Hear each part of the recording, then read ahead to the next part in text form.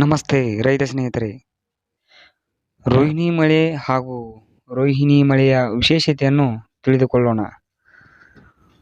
ರೋಹಿಣಿ ಮಳೆಯು ಪ್ರತಿ ವರ್ಷ ಮೇ ತಿಂಗಳು 25ನೇ ತಾರೀಕಿನಂದು ಪ್ರಾರಂಭವಾಗುತ್ತದೆ.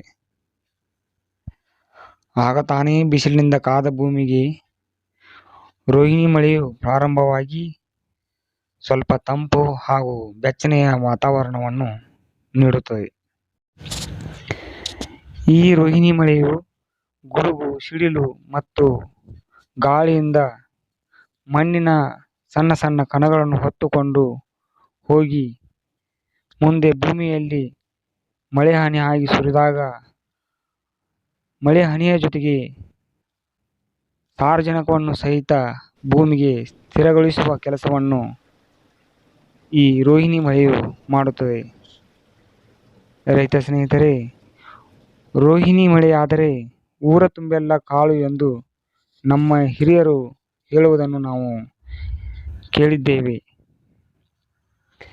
ಈ ರೋಹಿಣಿ ಮಳೆಯಲ್ಲಿ ಭೂಮಿಯನ್ನು ಬಿತ್ತನೆ ಮಾಡಿದರೆ ಬೆಳೆಗೆ ರೋಗಬಾಧೆಗಳು ಕಡಿಮೆಯಾಗಿ ಒಳ್ಳೆಯ ರೀತಿಯಲ್ಲಿ ಉತ್ತಮ ರೀತಿಯಲ್ಲಿ ಬೆಳೆ ಬರುತ್ತದೆ. ಹೀಗಾಗಿ ರೋಹಿಣಿ ಮಳೆಯು ರೈತರಿಗೆಲ್ಲ ಒಂದು ಒಳ್ಳೆಯ ವರದಾನವಾಗಿದೆ. ಅದು ಅಲ್ಲದೆ ಕೀಟ ಬಾಧೆಗಳು ಸಹಿತ ಈ ರೋಹಿಣಿ ಮಳೆಯಲ್ಲಿ ಬಿತ್ತುವುದರಿಂದ, ಭೂಮಿಯನ್ನು ಬಿತ್ತನೆ ಮಾಡುವುದರಿಂದ ಕೀಟ ಬಾಧೆಗಳು ಸಹಿತ ಕಡಿಮೆಯಾಗಿ ಒಳ್ಳೆಯ ಉತ್ತಮ ಬೆಳೆ ಬರುತ್ತದೆ. ರೈತ ಬಾಂಧವರೇ, ನಿಮಗೆಲ್ಲ ಅನುಭವ ಇರಬೇಕು.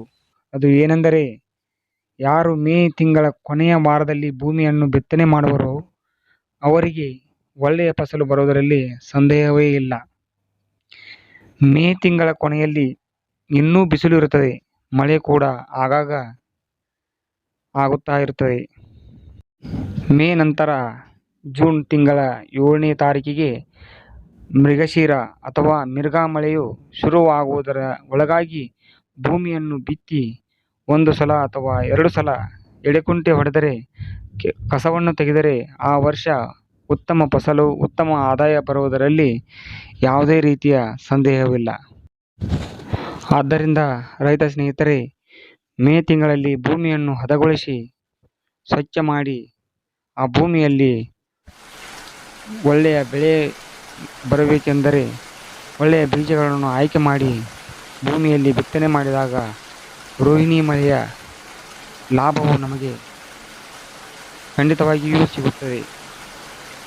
ಧನ್ಯವಾದಗಳು ಸ್ನೇಹಿತರೆ.